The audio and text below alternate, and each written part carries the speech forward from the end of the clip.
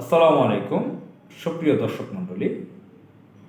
চুপ্পু এখনও কেন বাংলাদেশের প্রেসিডেন্টের চেয়ারে?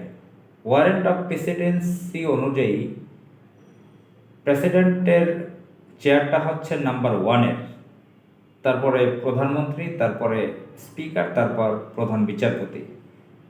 এ সমস্ত সিস্টেমগুলো, কালচারগুলো আপনারা জানেন। তো এখন একটি বিপ্লবী সরকার এসেছে যাদের নাম ইন্টারিম গভর্নমেন্ট। সেখানে প্রফেসর ডক্টর মোহাম্মদ ইউনূসের মতন একজন গ্লোবাল পরিচিত লোক আসছেন সেই সরকারের প্রধান হয়ে, ইন্টারিম গভর্নমেন্টের চিফ অ্যাডভাইজার, অর্থাৎ প্রাইম মিনিস্টারের চেয়ারে তিনি বসবেন। চিফ এক্সিকিউটিভ এখন তিনি রাষ্ট্রের।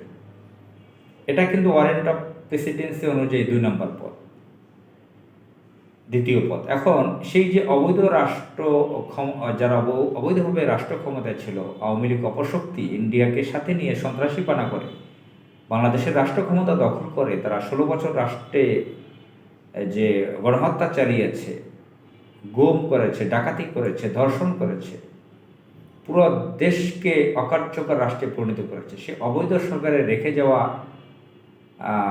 প্রেসিডেন্টের চেয়ারে একজন তাদের কৃতদাস রেখে গেছে, যার নাম চুপ্পু। তার নামটা ছিল চুপ্পু, মোহাম্মদ শাহাবুদ্দিন চুপ্পু। তো প্রেসিডেন্ট হওয়ার পরে যখন এই চুপ্পুর নামটা নিয়ে সমালোচনা হচ্ছিল, হাসি ঠাট্টা হচ্ছিল, তখন চুপ্পু শব্দ বাদ দিয়ে মোহাম্মদ শাহাবুদ্দিন লিখছেন। তো আপনারা জানেন, বাংলাদেশের প্রেসিডেন্টের চেয়ারে এত লো কোয়ালিটির ব্যক্তি কখনো বসেনি। প্রেসিডেন্টের চেয়ারে আমি বলছি না লো কোয়ালিটি বলতে দারিদ্রতার কথা, একাডেমিক শিক্ষার কথা। হতে পারে কোনো গ্রোসারি শপের মালিক, মুদির দোকানদার, অথবা কোনো আয়রনম্যান, কোনো গার্মেন্টস কর্মী, অথবা কোনো স্বর্ণকার, কর্মকার, কোনো কৃষক। সে যদি মোটামুটি শিক্ষিত হয়, তার যদি নেতৃত্বের গুণাবলী থাকে, দেশপ্রেম থাকে, সে যদি সার্বভৌমত্ব সম্পর্কে বুঝে, জিওগ্রাফি বুঝে, আন্তর্জাতিক অঙ্গন বুঝে, সেই সক্ষমতা যদি তার থাকে, তাকে রাষ্ট্রপতি বানানো যেতে পারে। সংবিধানে কোনো কোনো বাধা নেই। ব্যক্তিগত জীবনে আমি সোশ্যাল সায়েন্স পড়েছিলাম, সেখানেগুলো আমি জানি যে প্রেসিডেন্ট, চিফ জাস্টিস হতে গেলে কী কী ক্রাইটেরিয়া দেওয়া আছে, কী কী দরকার হয়। তো যাই হোক, এখন প্রেসিডেন্ট যারা বাংলাদেশে প্রেসিডেন্টের চেয়ারে বসেছে, বেশিরভাগ বিচার বিভাগ থেকে এসেছেন, লয়ের উপর লেখাপড়া করা, দেশি বিদেশি বিভিন্ন ডিগ্রিতে ভরপুর ছিল। আগে যারা বিচারপতি আব্দুল সাত্তার,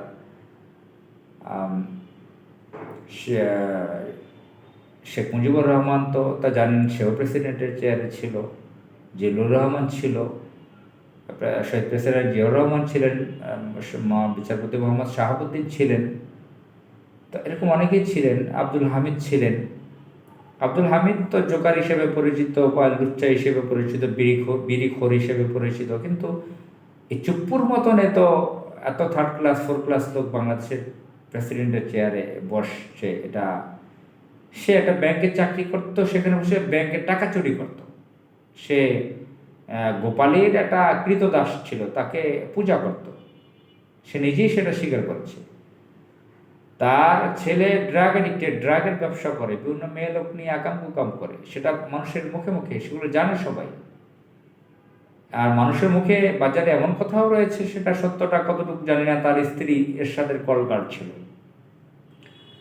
আমরা এটা বলছি না সে ডেপুটি সেক্রেটারি লেভেলের একটা লোক ছিল, তাকে প্রেসিডেন্ট পদে নিয়েছে। হ্যাঁ, ডেপুটি সেক্রেটারি কেন, একটা কোনো অফিসের যদি পিয়ন, ক্লার্কও যদি তার সে এমন নেতৃত্বের কারণে দেশে এমন পরিচিতি পায়, তার জিওগ্রাফিক্যাল নলেজ, আন্তর্জাতিক পর্যায়ের নলেজ, সুনাম, খ্যাতি, দেশের ব্যাপারে অনেক জানাশোনা, অভিজ্ঞতা, সততা, নিষ্ঠা, নেতৃত্বের গুণাবলী, এগুলো যদি পরিস্ফুটিত হয়, প্রকাশ পায়, তাহলে তাকে প্রেসিডেন্ট বানানো যেতে পারে, ক্লার্ককেও বানানো যেতে পারে। যে কাজী নজরুল ইসলাম সেনাবাহিনীর সাধারণ একজন সোলজার ছিলেন, তিনি নিজে কবি হয়ে উঠেছিলেন, বিশ্বের অন্যতম প্রভাবশালী কবি হয়ে উঠেছিলেন। আমাদের এই ভারত উপমহাদেশে তার থেকে প্রভাবশালী কবি কে আছে আর? তো কাজী নজরুল ইসলামকে যদি কোনো সরকার প্রেসিডেন্ট বানাতো তাহলে তো তার কোনো মানুষের বাধা থাকতো না তেমন একটা।